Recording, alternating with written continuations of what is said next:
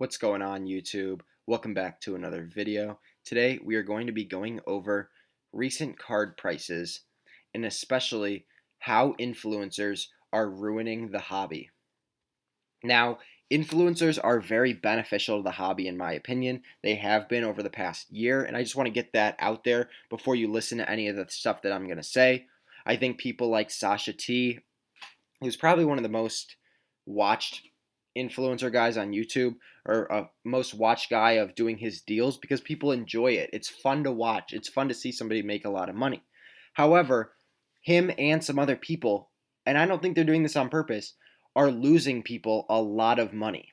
Now, what I mean by this is there's some people that watch him, and I'm thinking age groups from 10 years old, maybe not 10 if you're watching him, but I'm thinking of age groups that are teenagers maybe to 50-year-old people who are losing a lot of their money by listening to these investors or people, and I'm using air quotes right now. You obviously can't see it, but people who are professionals. And they're listening to their quote unquote advice, which is totally false. You can't listen to them, and they're investing their money into that and they're losing their ass. Now, what I mean by this is if Sasha T is making a deal. Let's say he's making a deal on this Jordan. And we see this all the time in his videos. Sasha will go to, let's say, Burbank, and he'll make a big deal, and he'll buy a Jordan for, let's say this Jordan's going for 24,000. He'll buy it for 22,000 because he already has a buyer for 24. So he has a very good connection with certain people in this hobby where he'll get a good deal on it because they got a good deal, and it goes down the line, and then he'll sell that and he's making a profit. Somebody goes and watches his video and sees, oh, he's buying Michael Jordans. This was them. Oh, Sasha's buying Michael Jordans up here. Let me buy them. Sasha's buying them here for 36,000. And then they go and take out a loan, or they invest a lot of their money into it, but they're not realizing at this time they're buying it for 36,000. Sasha already sold it up here for 40,000. But what's happening is you're holding on to your card. And what happens? Oh, it goes back up. But Sasha hasn't talked about it in a while, so you keep holding, and what happens? You end up losing your ass.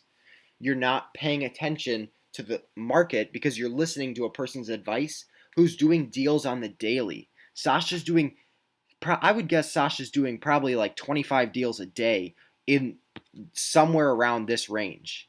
Sasha's doing huge deals every single day where he's changing cards every single day. But most people that are investing or collecting in the card market are not able to sell this card the day after they buy it. Because it's extremely difficult to, because you have to develop these connections, you have to have buyers in line, and people that don't have a large following like Sasha does cannot do that for a living. And that's why we're seeing people lose money. Another thing that I want to talk about is vintage cards in general. There's a lot of people that said this a couple of months ago, buy vintage, it's undervalued. And it was undervalued. And we saw the same thing happen with Luka and Zion cards. Zion started out more expensive than Luka was. And people said, wait a minute, Luka's a better player than Zion is. And Luka's cards were corrected and started going for double to triple what Zion's were, at least in a Prism PSA 10. We saw the same thing happen with Jordan, LeBron, and Kobe after Kobe's death. People said, wait a minute, these guys are GOATs. Michael Jordan's probably, to a lot of people, the undisputed GOAT. LeBron's not even in the equation. He's second. And a lot of people think Jordan is by far the best player ever.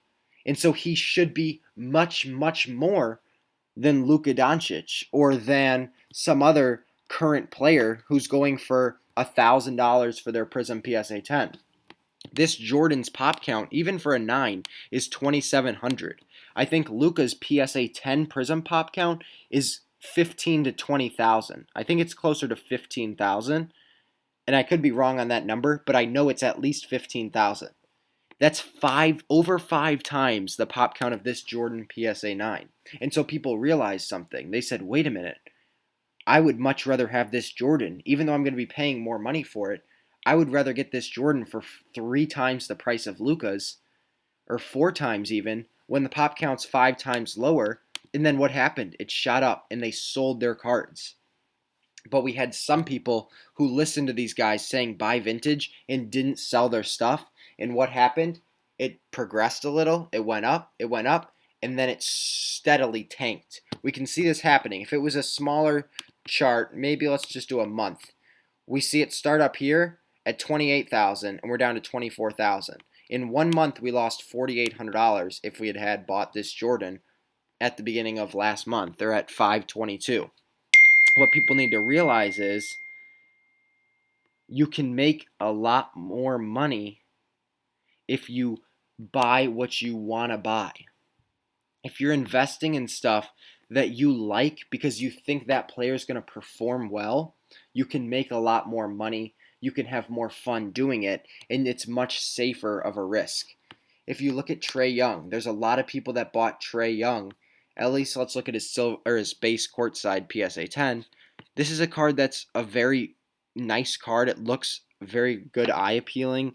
I mean, it checks all the boxes. I think these courtsides, and I want to get one personally for my collection of Luka because I think they're going to end up being the true rookie card of this 2018 draft class. I think this card is going to be iconic. It looks really cool, and it's very, high in people's minds. I don't know the word I'm looking for, but people really like this card, and it has value to it.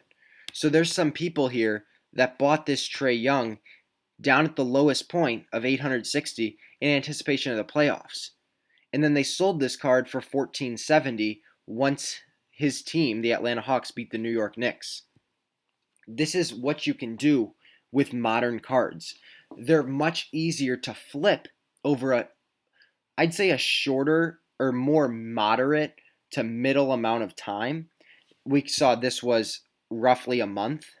And so people were able to hold on to this card for 1 month, and you could have profited $500 to $600. You're able to hold on to this card for a longer period of time and not have to do that quick flip that these people that do it for a living for, and you can still get a good return on investment. You can still make a lot of money because if he has a big game, what's going to happen to his cards? People are going to want to buy him. Kevin Porter Jr. is the best example of this. This is his silver PSA 10. His examples are when he has a big game and he scores, I think he scored 50 or 60 points, and what happened to his cards? They jumped up overnight. We saw 429, they're at 370. By 430 the next day, they're $480. They jumped up $100. The day before that, they were at 300, and then they're almost at 500. You're making roughly $200 in profit because he scored a big game. Michael Jordan, or not LeBron, but Kobe, Michael Jordan, any of these legends that are no longer playing physically cannot do this because they're no longer playing. You're not going to have these moments where you can sell that card after one big game and make $100 or make $150. To some people, that might not sound, like a very smart investment to only make $100. But when you're buying this card for $270 and selling it for $420, or buying it for $270 and selling it for $480, that's a lot of money. These smaller collectors that don't have the budget for these larger cards, this is what they live for, these types of moments. And this is how they're making money, even though the card market's going down. To some people, they think the card market's tanking and they need to get out of the sports card industry. But in reality, they're not buying the right stuff. And I know I'm going to sound cliche, or I'm going to sound whatever you want to call it, but the card market really isn't tanking for all cards. It's only these high pop count cards, these cards that everybody has, that are dropping in price, or even these iconic cards that were extremely inflated. People are thinking this card's dropping, where if you think about a year, it's probably tripled. This was probably, I couldn't tell you the price of it 1 year ago, but I would guess this was at most an $8,000 card a year ago. And we're now, or maybe a year and a half ago, and we're now at $24,000. So if you think about it over a long scheme of things, these collectors that have been in the industry a long time have made a lot of money. Even still, if they're still selling it now, they're making a huge return on their investment. These people that are actual collectors that understand the market know that if you look at LeBron's 2003, if I can type, if you look at his 2003 Topps Chrome card, and you see, we'll look at a PSA 10. and I want to look at the past month. They see, oh, well, this was a $20,000 card. This was a $21,000 card, May 30th. But now we're at 15,000. I've lost $6,000. Why is this? The card market's tanking. That's the easy answer, right? But it's wrong. Collectors that have been in the industry for a long time understand, wait a minute. LeBron was eliminated from the playoffs. So his cards dropped. All these people that bought it over here in the part of the graph that we can't see, if I increase it to 3 months, here's where we're looking at this 530 sale right here for 21,000. It's all these collectors here that bought it for 24,000 ish, 23, 24,000 in anticipation that the Lakers are going to win the NBA championship. Just were heartbroken in the fact that the Lakers were eliminated in the first round. And then what happens, they sell all their stuff to try and recoup some of their 24,000, and they end up losing $9,000 to $10,000. Real investors that understand the market, that have been doing this for a long time and aren't just looking for that quick flip, understand that this happens at every single sport. You look 3 months down the line, we're going to be right back up at $17,000, $18,000, $19,000, and you could make $3,000 in a span of 3 months by doing nothing but waiting for basketball season to return. This is just what the card market is. People need to understand that buying current players, LeBron James, buying Trae Young, Kevin Porter Jr., buying these players, you have the ability to capitalize at the end of the season. Kevin Porter Jr.'s were around $500 for his courtside PSA 10. This is a silver PSA 10. But if you look at his select courtside, they were going for $580, and they're now down to $150. Less money than the silver PSA 10 when these were going for more because it's the end of the season. People that are smart would be jumping all over this price here, even at $285 for this silver Prism PSA 10 in anticipation for next year, knowing the Rockets are going to get a top 5 pick. Kevin Porter Jr. is going to get more minutes as he develops more and John Wall gets older and he regresses, and they decide, you know what, we're going to go with the younger movement. We're going to try and give him more minutes. These nights here where he has huge scoring nights are going to be more common. And once Kevin Porter Jr. scores 40 next season, I would not be surprised to see his cards in this $450 range when they're now going for $270, $285. That's a very easy flip for doing nothing but understanding you buy when the season ends and sell when the season starts or the player has a big game. I think that's the thing that people need to understand, and that's something that's very simple, and that's something that just makes sense. You look at this Josh Allen field level PSA 10. This is his equivalent to a courtside. This is a base card. Josh Allen hasn't played since, I think, December because the Super Bowl, I think, is in January.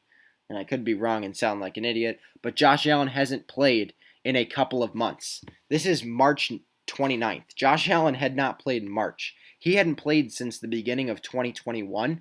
Yet, what's happening to his cards over the past month? They're up $212. Well, why is this? I thought the card market's tanking. No, if you understand that we're reaching football season, which means cards are going to go up, and you bought this back in March in anticipation that they'd jump up for football season, you would have been 100% correct. You would have made on a $700 purchase March 29th, $550-ish if you had sold that May 20th. I think it's pretty simple for people to understand if you just put a little bit of time and effort and you check what these influencers are telling you to do. The one problem people have is they listen to these people who are mainly basketball collectors because that's what they're experts in. And these people are experts. But if you listen to a guy like Sasha, he'll tell you, I'm not that big of a baseball guy. I don't know how to invest that well in baseball. Sure, he could make a big deal here or there, and he understands using statistics or looking at graphs how to make money, but he couldn't tell you a guy that's going to have a big year next year. I mean, he'll admit to that. That's just not his field of expertise. But if you're a huge football fan, or you've been a baseball fan your entire life, there's a guy that went to your local high school, got drafted, and you said, you know what, I think this guy's going to be a really good player once he gets called up and you invested in his stuff and you ended up being correct, you could make a quick buck. You look at that with Ronald Acuna. He has a big year. This is just in the beginning of the MLB season, and this is totally different than prospecting. But if you look at a guy where you bought him in the offseason for $400, once he started having a really good start to this year, you could have sold that for $650 and made a quick $250. To a lot of people, that's some good money and that's easy money. But then slowly things start to drop off because his level that he's hitting at is unsustainable. I think once this baseball season ends, there's going to be tons of opportunities to make a lot of money. You buy the regulars, you buy a Mike Trout, you buy a Fernando Tatis, you buy a Ronald Acuna, you buy players that you know are going to start the year off hitting over 400 over the first 30 at bats, 40 at bats, because their cards are guaranteed to go up because people want to get that early jump on who's going to win MVP. You look at Vladimir Guerrero Jr., a guy who was not projected to have this big of a season. If we look at his, let's say, Bowman PSA 10 over the past 3 months, it's gone up $230 from a $285 card up to a $520 card. This is because he had a big season at the beginning of the year and has continued it, and you can see he's steadily rising. This is a guy that you would want to buy because he's proving that he's an MVP candidate at the end of the season. He's a guy that's going to possibly win MVP as the season ends, not just at the beginning of the year.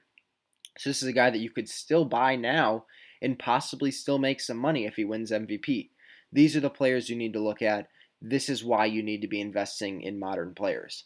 Anybody you see here, whether it's Vlad, Acuna, Josh Allen, Patrick Mahomes, Kevin Porter for those quick one-night sales, Trae Young if you buy him now thinking they have a chance to beat the Bucks, or even LeBron in anticipation for next year, these are cards that have extremely low risk in my opinion, and these are cards that you have a chance to make easy money on.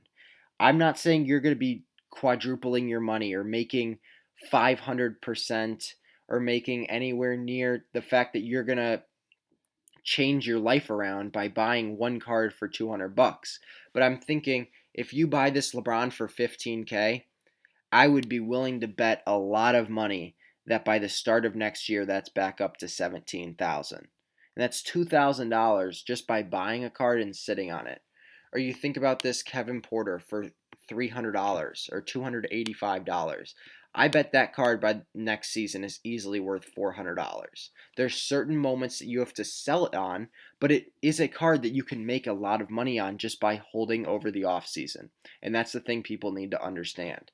I wish you guys good luck in your investments. Let me know if you have any questions down in the comments below. Or if you just don't think anything that I said was necessarily true and you want to give me your side, go ahead and share it. I'd love to read all your comments, and I'll catch you guys in the next video.